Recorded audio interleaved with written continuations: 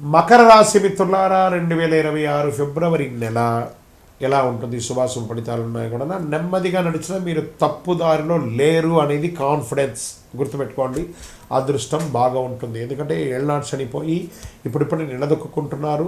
చాలా అద్భుతమైనటువంటి ఫలితాలు పొందుతారు. స్త్రీ పురుషులు అందరినీ దృష్టిలో పెట్టుకొని చేస్తున్నాం. ఈ వీడియో చివరి వరకు చూడండి. అందులో ఫలితం ఆలస్యం అవుతుంది.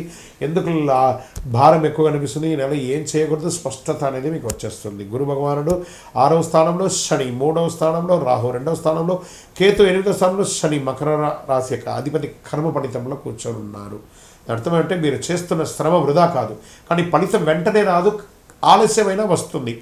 మకర రాశి వారికి ఈ నెల ఎదుర్కొనే అసలు పరీక్ష ఏమంటే, నేను చేస్తున్నది సరైనదేనా, ఎందుకు ఫలితం రావట్లేదు అనే ఒక సందేహంతోనే ప్రయాణం చేస్తున్నారు.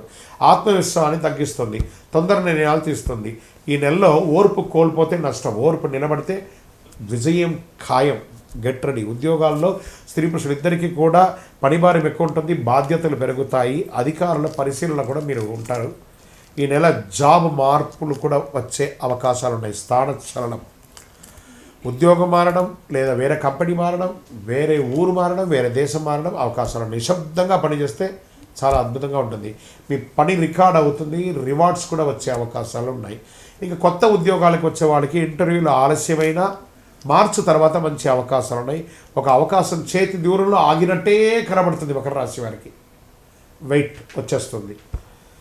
ఇది తిరస్కారం కాదు, టైమింగ్ సమస్య మాత్రమే. వెయిట్ అన్నీ జరుగుతుంది. ఇండస్ట్రీస్, బిజినెస్ ఇండస్ట్రీస్ ఉంటారు చూసారా, వాళ్ళకందరికీ కూడా ఇది ఒక మంచి అవకాశం.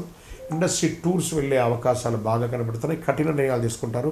ఇంకా ఫిలిం ఇండస్ట్రీస్, టీవీ ఛానల్స్ వాటికి అందరికీ కూడాను సర్వీస్ సెక్టార్లో ఒత్తిడి పెరుగుతుంది, బాగా ప్రెషర్ పెరుగుతుంది. కొంచెం జాగ్రత్త పడండి. వ్యాపారంలో ఖర్చులు నియంత్రణ అవసరం అని కూడా చెప్పచ్చు. కొత్త బిజినెస్ ఏది కూడా ఈ నెల ప్రారంభించకండి. ఫిబ్రవరి నెలలో, మార్చి తర్వాత మంచి అవకాశాలు ఉన్నాయి.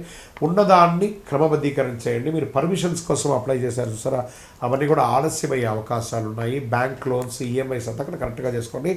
మీ యొక్క డాక్యుమెంట్స్ అంతా రెన్యువల్స్ ఏమైనా ఉంటే కూడా చేసుకోండి. ఈ నెల క్రమశిక్షణ గెలుస్తుంది కాబట్టి వేగం కాదు, జాగ్రత్త పడండి.